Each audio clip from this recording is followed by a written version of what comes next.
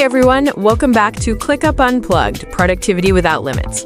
I'm your host, Sally, and as always, I'm joined by our awesome guests, Antony and Johan. How's it going, guys? Doing great. Excited for this one. Same here. ClickUp 3.0 is all over the place, so we gotta talk about it. Absolutely. So today, we're diving into ClickUp 3.0. What's new, what's improved, and whether it's worth upgrading. So, first question, have you both switched to ClickUp 3.0? Yep, I upgraded as soon as it was available. I wanted to see if the hype was real. Same. I was hoping for some major performance improvements. Nice. So let's break it down.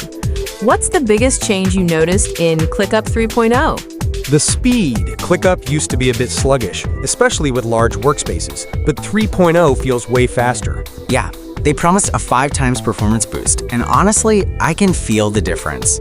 Everything loads quicker, and switching between views is smoother. That's huge, because lag was a big complaint before. What else stands out? The UI refresh. It's cleaner, more modern, and just easier on the eyes.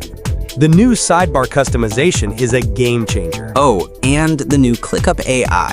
It helps with task summaries, writing suggestions, and even automation ideas. It's still in beta, but it's looking really promising. AI in a project management tool? That's next level. But let's be real. What's still not great in ClickUp 3.0? The mobile app. It's better than before, but it's still not perfect. Some features feel clunky. I'd say the learning curve is still there.